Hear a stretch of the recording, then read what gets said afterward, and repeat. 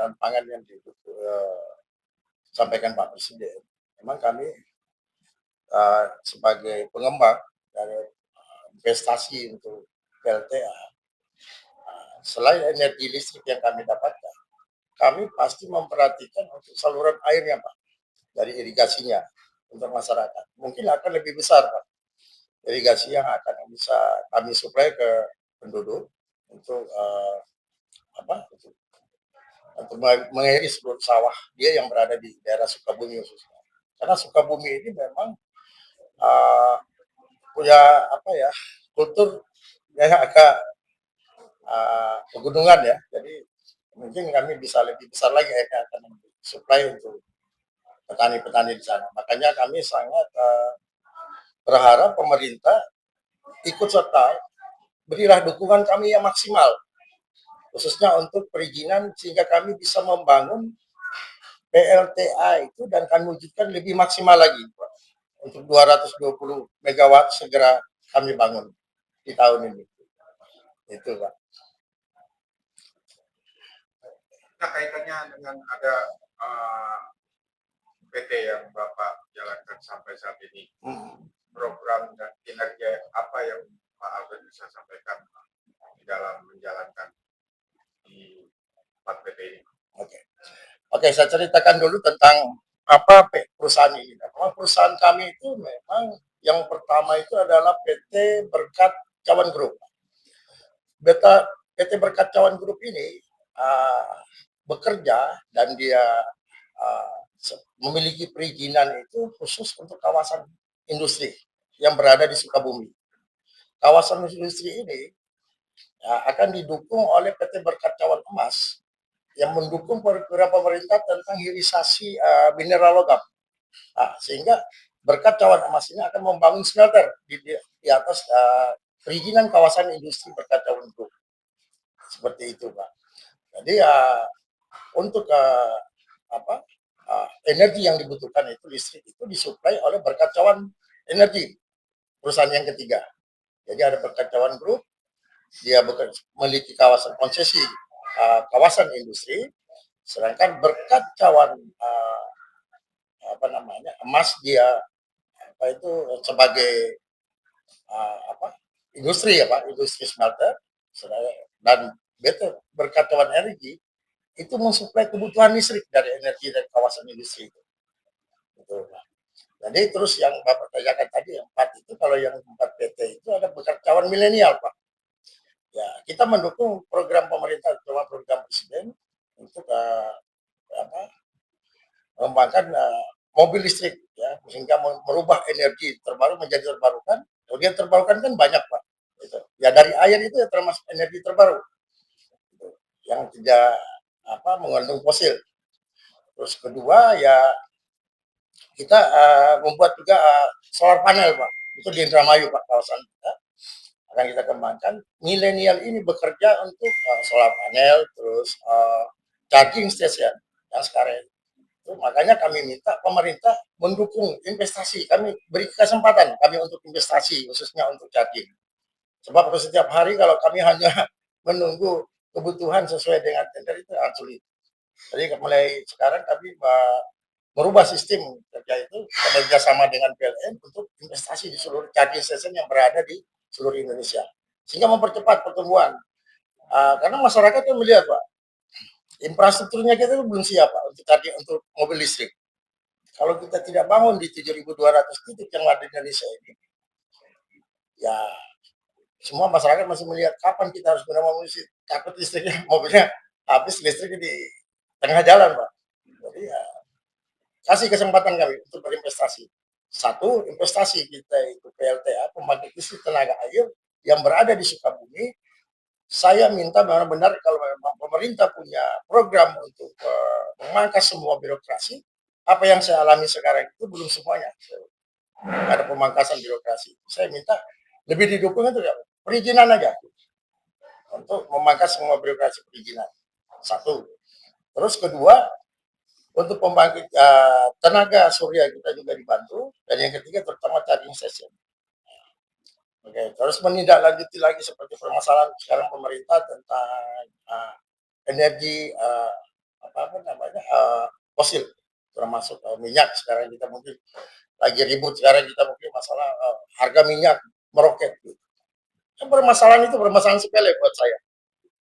Buat kalau kita merasa kita anak bangsa. Kami anak bangsa, kami sudah menciptakan berapa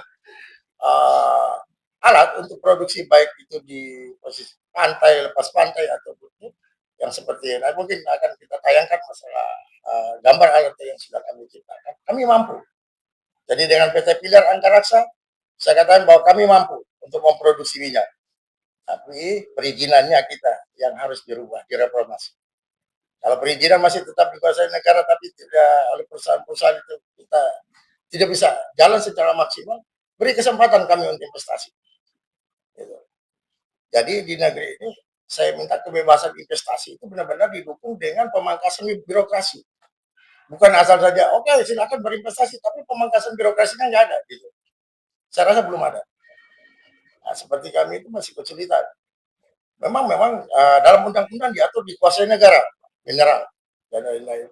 Tapi ya kalau dikuasai tapi tidak bisa dimanfaatkan buat apa? Gitu Pak. Menurut saya, kira-kira seperti itu. Saya sangat mendukung Pak. Sebagai komitmen saya mendukung Presiden Prabowo Pak. Saya pun berada di sini Pak. Saya ikut pindah. Setelah beliau dilantik jadi presiden, saya ikut pindah ke Jakarta Pak. Saya wujudkan semua. Apa program beliau saya bangun. Dengan itu Pak. Bukan hanya berbicara, tapi kita bangun, kita wujudkan dengan pembangunan. Nah, semoga itu ya beliau lebih memperhatikan kami Pak. Yang mau anak bangsa yang mau berinvestasi tanpa modal asing Pak. Itu yang penting Pak. Kira-kira Pak. Nah, sampai saat ini langkah yang Pak Albert jalankan dari Ya.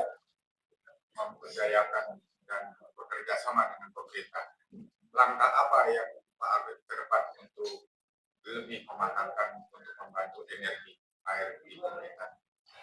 Langkah kami Pak, yang kami harapkan dari pemerintah itu Pak, satu itu Pak, bukan kami cari perhatian, bukan Pak.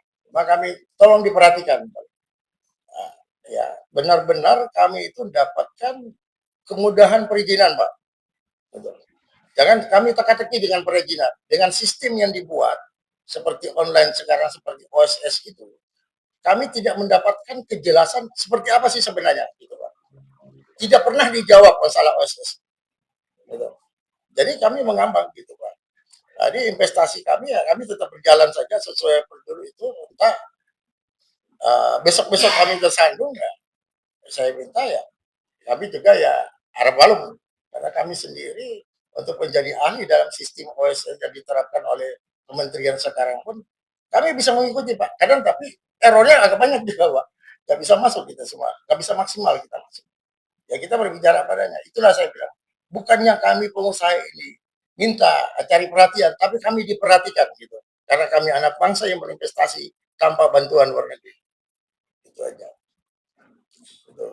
Itu harapan saya, Pak. Nah, ada kan berkesinambungan Pak Albert mengenai untuk kerjasama dengan Kementerian SDM melihat masalah perkembangan energi sampai saat ini. Kemudian SDM cuma kalau saya rasa para di kementerian lebih sibuk dengan menyiapkan kuota mungkin Pak. Kalau kami Pak sibuk dengan kami menciptakan Pak, gitu. Bagaimana kita mengelola sumber daya alam kita sendiri? Jangan kita sibuk menyiapkan kuota Pak. Ayo kita siapkan sekarang apa yang sumber daya yang ada. Oke, minyaknya kita drilling sendiri, kita pompa sendiri minyaknya. Kami sudah punya alat Pak. Kami anak bangsa sudah menciptakan alat. Saya sudah ciptakan. PT Pilar Anggaraksa sudah menciptakan drilling untuk orsos, bahkan untuk produksi pompa pun kami sanggup. Bahkan kami sudah pernah mengajukan bahwa kami ingin produksi minyak. Jangan harus impor minyak, Pak. Kami anak bangsa sanggup. Jangan diremehkan anak bangsa. Anak bangsa juga bisa investasi. Gitu, Pak. Tidak harus kita mengharapkan luar negeri. Gitu, Pak. Kalau saya rasa Kementerian pun belum memperhatikan kami. Beliau sibuk dengan kuotanya, mempersiapkan kuota energinya, bukan membangun bangsa tapi sibuk menjual kuota. Saya berbicara Pak. Tuh, Pak. Itu yang kami alami. Jadi saya harap ya beliau pun ya bisa berkomunikasi itu Pak, memperhatikan setiap perizinan yang masuk. Ini bukan tanya ini siapa begitu, tapi apa kemauan mereka gitu. Kami anak bangsa itu merasa tidak pernah dipakai, padahal kami mampu untuk investasi Pak, kami mampu untuk mengelola sumber daya Indonesia. Itu anak-anak bangsa, khususnya PT Berkacawan Group, Berkacawan Milenial, Berkacawan Energi, Berkacawan Emas, dan PT Pilar Angkasa sanggup, lebih dari sanggup, dari perusahaan asing yang kita sampai negara kita berbon-bon kota kepada mereka. Ya, itu aja Pak. Nah, dari 5 PT ini, Pak Albert melihat mengenai perkembangan dari SDM-nya, SDM untuk Bapak menciptakan energi tadi, bagaimana Bapak mengolah untuk masalah SDM sehingga PT ini bisa sejajar atau bisa membangun bangsa ini? Nah, jadi begini Pak, di negara kita ini kan ada perusahaan BUMN Pak, terus ada universitas terbuka yang berbicara tentang teknologi, tentang SDM-nya yang cukup tinggi, baik itu dari geologinya, baik pun tekniknya pun ITS, itu punya SDM yang luar biasa Pak. Itu. Tapi mereka tidak punya kesempatan Pak untuk berkarya, untuk apa namanya? Saya Pak, itu yang saya ciptakan, itu yang saya rangkul Pak. Pertama Pak, pensiunan BUMN Pak. Itu saya karyakan Pak di kantor saya. Ya, mereka masih bisa dipakai Pak. Seluruh anak-anak bangsa dari ITS, baik dari UPN Yogyakarta, itu saya gunakan Pak. Saya gunakan, saya rangkul mereka. Kita ciptakan lapangan kerja. Jangan cari kerja. Nah, dengan adanya Pak ini naik dengan program-program beliau yang selama ini mereka dikampanyekan, saya tertarik Pak. Ketertarikan saya, beliau dilantik, berdirilah kelima perusahaan ini, dan adalah kami keliling yang kami ciptakan, alat yang kami. Kalau saya tidak, bukan waktunya lagi Pak, Indonesia harus berharap kuota minyak dari Timur Tengah sana Pak. Kita lebih hebat Pak, dan anak bangsa lebih hebat. Bahkan kami pernah bekerja di sana Pak. Tenaga-tenaga ahli kita banyak yang bekerja di sana Pak. Kawan-kawan kita banyak Pak. Itu yang kami bukan mencari perhatiannya Pak Menteri, saya bukan, atau Pak Presiden, tapi tolong kami diperhatikan. Itu saja. Karena kami cari perhatian. Kami bukan meminta, kami memberi sesuatu untuk bangsa ini Pak. Itu. Sehingga kami mau berinvestasi di PLTA, baik di sumber daya minyaknya, saya berinvestasi, dan sudah berusaha, dan kami berjalan Pak. Untuk minyak kita sudah ciptakan peralatan kita. Untuk industrinya smelternya kami pun sudah siapkan. Maka ada terhambat di birokrasi yang saya rasa itu tidak penting gitu. Semua bisa kita lakukan paralel. Kita semua tahu lah. Apalagi sudah menjabat sebagai menteri Pak. Semua pasti tahu seperti apa.